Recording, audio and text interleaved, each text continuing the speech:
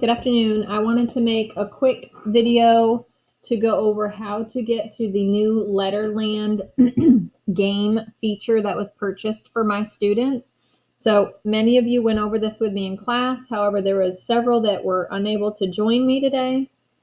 And I want to make sure that you know how to get to what I'm talking about and explain how to use it. I'm using an iPad, so you'll just iPad or whatever your Chromebook. So you're going to go to Miss Jones's classroom. So from my main stream, you'll go to the classwork tab. At the very top, you will look down and you should have the Letterland Access. You're going to click on that. It will open up and look like this. From here, you're going to need the school ID code that is right here at the top, which is LPS 898. When it gets time to do it, you will only use your first name, and then your password is going to be 2020. So everyone's password is the same. That way, if anyone gets logged out, I can help fix it. So just make note of that. Write down the LPS 898 and the 2020 before you go in here, so that way you don't forget it. From here, you're going to click on that link. I am going to open it in the Chrome, and it's going to open up to this screen right here. This screen is where you're going to add in the LPS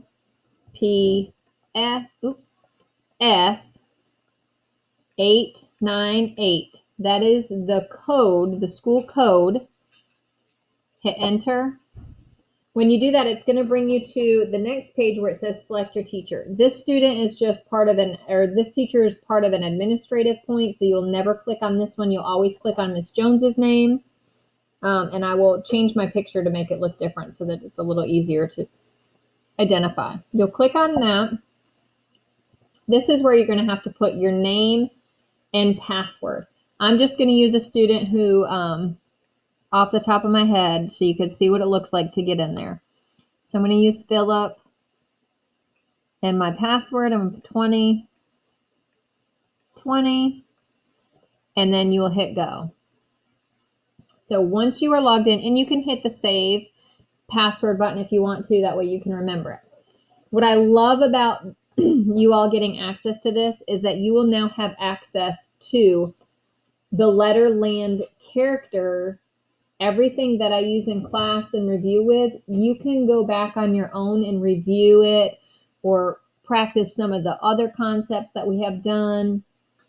You'll have access to that. So from there, you can go in here.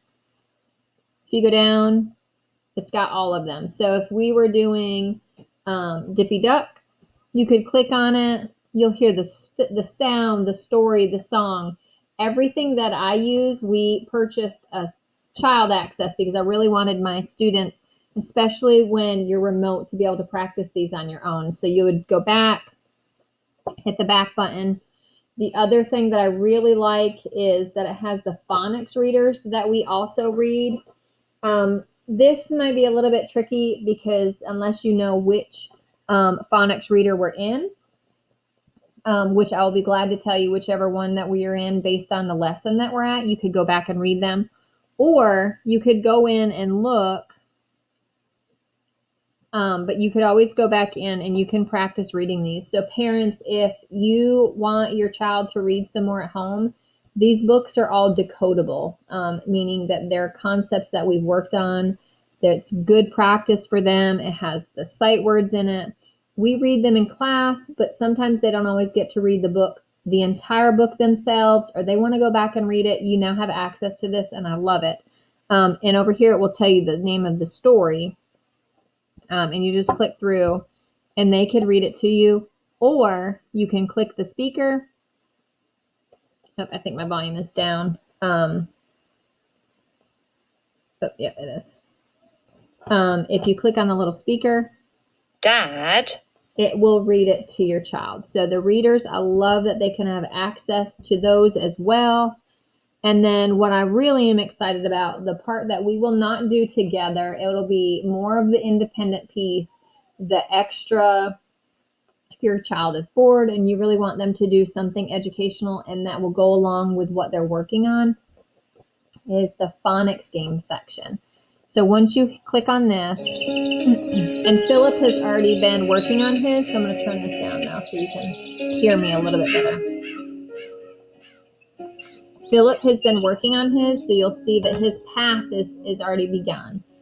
I started everyone at level 1, and I know it's going to be real easy for some of you. I just started you at level 1 just so that way you can progress through the entire thing at your own pace, and some of it's going to go easier for some because they're a little bit further along in the program. What I like about this is when you work on your game, I can actually see your progress and see the percentage that you're getting correct on the game. So if I see that there's something that maybe you're struggling with, or maybe you're not getting the accuracy that we would want you to be at, I can go back and look at that, and maybe we can do some individual lessons or groups to kind of catch you up on maybe something that you're missing. So Philip had started here. He's done a couple, and you can see he's here. When you click on your little person, it brings you to the game that you're at. Again, there's a speaker in the corner. Can you make a rainbow?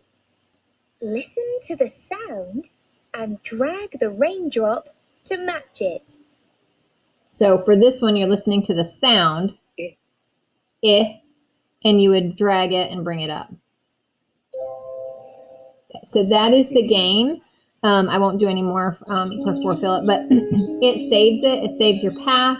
When you get to here, it brings you down to another map. That's the thing. It's going to build on your skills, and it's fun, and your child should be able to do it independently. So I am really excited that we got this through. It didn't come through as quick as I was hoping, but I'm glad we do have access for my kiddos for that. So there, if you ever have any questions, let me know. Like if you want to know the specific reader, I can tell you the reader. And if we're in 1C, they could maybe be practicing the ones up until 1C. And then, I mean, they go down for a while. So if you want to know the reader section, just because they want to do some independent reading, I can give you that too, as far as what lesson we are on. And then always go back into to meet the Letterlanders.